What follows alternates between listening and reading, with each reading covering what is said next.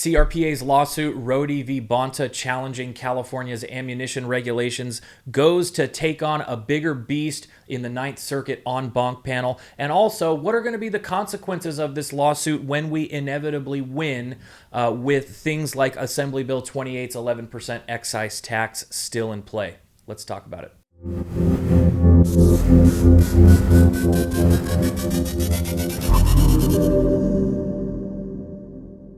Hey everybody, welcome back to the channel today. That is right, we are re-examining the Rhode v. Bonta lawsuit again to take another angle at it. Rhode, of course, is our challenge to the 2016 ammunition regulations from Gunmageddon that we saw almost 10 years ago that came into effect in 2019. We've already kind of examined this. I would encourage all of you who haven't watched the videos on the opinion that came out from the Ninth Circuit, as well as a little bit of the calamity with the assumption that ammunition purchases could start happening across state lines. We've been through all of that, and now I kind of wanted to take another angle at this, as California is not the same now as it was when these regulations first came into place. So to do that, we have brought back an attorney from Michelle & Associates. He is a partner there. That, of course, is Matt Cabero. Matt, thank you for being with us today. Thank you again for having me. Absolutely. And guys, really quick, before we get back into this, please be sure to like, share, and subscribe to these videos. It really helps get the information out there. We're trying to get everybody on the same platform of information as we continue to move the Second Amendment ball forward here in the state of California. So, Matt, I guess for those who haven't followed along with us, can you just in a really quick way summarize the Rhode v. Bonta challenge and how we've gotten to where we are in the court system today? Sure. So back in 2016, of course, you've already mentioned a little bit, the California legislature adopted a new set of rules and regulations concerning ammunition eligibility checks, as well as a voter initiative that was at the time part of Gavin Newsom's 2016 Proposition 63. And so we, of course, filed challenge to that, given that it was the first set of rules and regulations that would take effect concerning restricting the sale of ammunition, requiring background checks before an individual can purchase. And so at the time, of course, we did not have Bruen, which had come out later, a couple years later here. And so back in 2016, we had a voter initiative as well as a legislative bill that were enacted that created the first of its kinds restrictions on the sale and or transfer of ammunition, not the least of which requiring a background check every time somebody purchases ammunition here in the state of California. At the time that law took effect, however, we did not have the Bruen decision, and so we, of course, initially got a favorable ruling out of the federal district court in San Diego, but that had to go back down and sort of revisit its original ruling under the new Bruen standard, which we now have. And so, of course, we again got a favorable ruling out of that at the district court, and finally it went up to the Ninth Circuit here, which resulted in the opinion that we saw not too long ago out of the Ninth Circuit that declared in a 2-1 panel opinion from the Ninth Circuit that California's ammunition restrictions were unconstitutional. And so that's kind of where we are today. Yeah, so you get, really three good decisions. You mentioned Bruen, and after Bruen, it got remanded from the Ninth Circuit, where they did not opine on it, back down to the federal district court. So we got two good decisions out of Judge Benitez at the federal district court saying, hey, this is unconstitutional. Now the second time at the Ninth Circuit, we finally see that good decision there as well, claiming the law is unconstitutional. But now we kind of face a whole different beast, right? Now, we kind of talked about this prior to 2016, how skewed the Ninth Circuit was as a whole when it comes to presidents from specific political parties putting judges in the Ninth Circuit. It was about 2/3 to 1/3 Democrat-placed judges towards Republican-placed judges. And then Trump kind of came in and changed all that, right? He made it kind of a 50-50 split. But Biden seemed to take a lesson from that, and he put it back to 2/3, 1/3. So I can't really say that the Ninth Circuit has been too favorable to us on at least as far as Ninth Circuit en banc panels are concerned, which kind of leads me to this question, like, we obviously feel like we have a good case here. It's proven victorious 3 times already. Now that we go to the Ninth Circuit, I'm sort of curious what you think.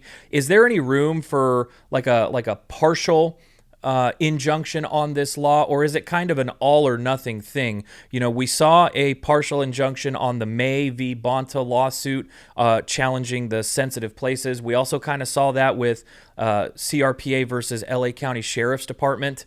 Are there any chances here that we could be victorious partially, or is it kind of an all or nothing thing? That's a good question. So this is a straight up facial challenge to California's ammunition sales restrictions. So basically, the argument is that on its face, in any circumstance, the law is unconstitutional. Is the argument and position that's being taken in the case.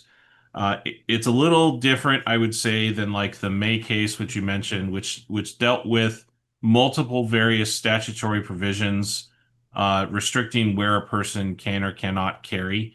And so, as far as getting a sort of partial victory, yes, it is possible that certain portions of California's ammunition sales restrictions could be declared unconstitutional by the Ninth Circuit and leave in place others.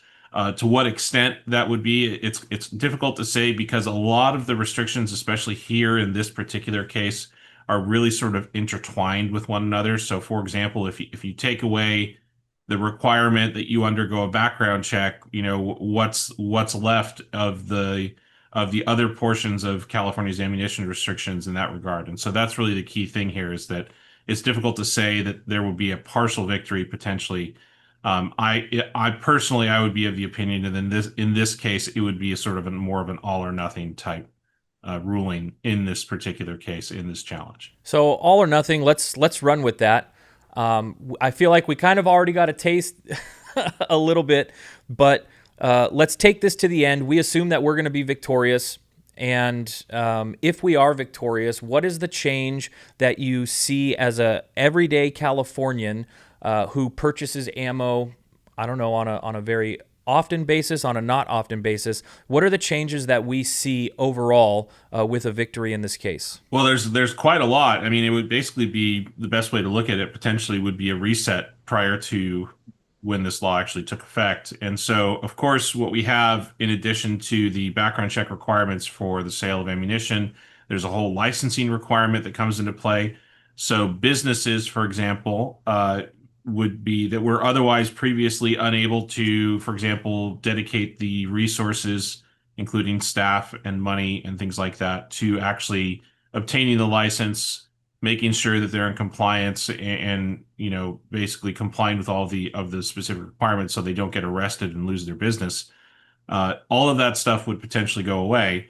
And so what that would potentially do, I would think first and foremost, it would open up a lot of those resources to be spent elsewhere, and therefore not only potentially reduce the overall cost of ammunition in the state of California, because it is more expensive here given the hurdles that we have to jump through to buy it, but also just generally the availability. You would have out of state retailers that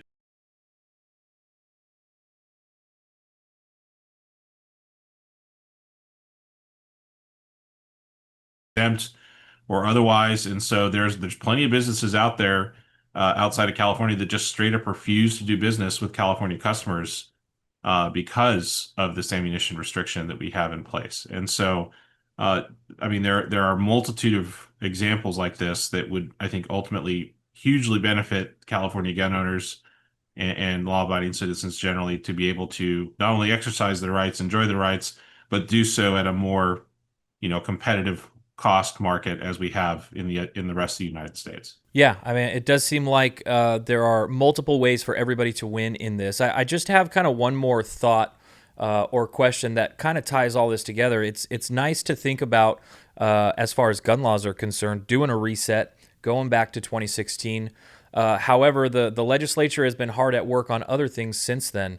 One of the things that they got passed recently here in the last couple of years is Assembly Bill 28, which is the 11% excise tax on firearms parts, and ammunition. However, it looks like Assembly Bill 28 was kind of specifically curtailing to the fact that we had these ammunition regulations and we forced Californians to go through California FFLs in order to get their ammunition. Can you go into a little bit of the way that Assembly Bill 28 and the 11% excise tax is designed, as well as sort of informing us, how a lack of regulations would work with ammunition purchases in the state in concert with that 11% excise tax? Yeah, so that's also a very good question. We looked into that initially a little bit after the release of the opinion from the Ninth Circuit here.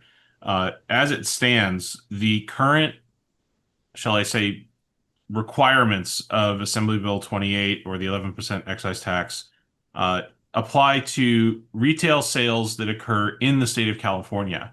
And there's a entity called the California Department of Franchise Tax, the CDTFA, that is basically the entity that's in charge of enforcing this particular provision of the law, as well as adopting any necessary regulations, rules, requirements, that kind of thing. So it's kind of like the Cal DOJ, but on the economic side of things in the state of California. And so that's the entity here that we have to deal with. And so the regulations and rules and procedures that they've posted make clear that those ammunition sales that occur here in the state of California, even those that were purchased, let's say, out of state and first shipped here to the state of California to be processed by a licensed dealer, the retail sale, in their view, occurs at the dealer, even though the sale originated outside of the state of California.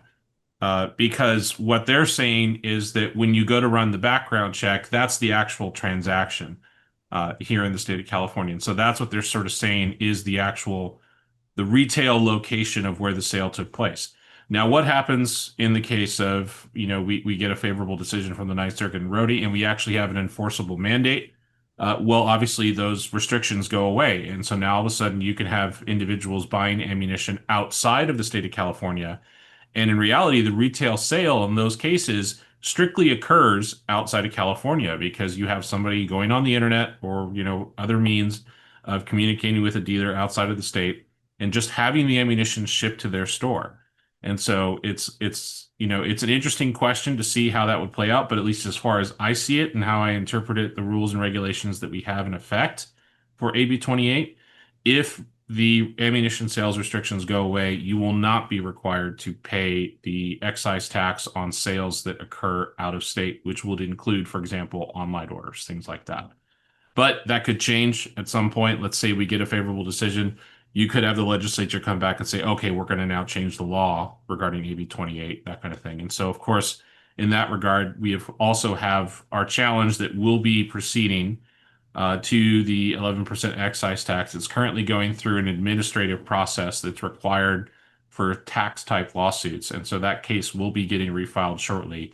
And we will be challenging the 11% excise tax here in California as well. Absolutely. And you got to imagine, because the government wants its coin, just how long after we're victorious in Rhode will it take for the California legislature to say, we're missing out on that purse a little bit, so we need to make a law that says that 11% excise tax is charged to out-of-state purchases as well. I don't even know. I mean, can they even do that for out-of-state purchases? Well, it's an interesting question because the whole world of the internet and retail sales drastically change things on how people go about their everyday lives, and so unsurprisingly, states are looking at ways to collect their portion of those sales, and so whether or not they can legally do it is another question, and so that's what we'll have to wait and see. Well, definitely some stuff that we're going to be following along with. I mean, we've got the lawsuit in general that we're following along with, but some of these consequences, a lot of them are good, we're going to want to get the information out as this stuff is happening. So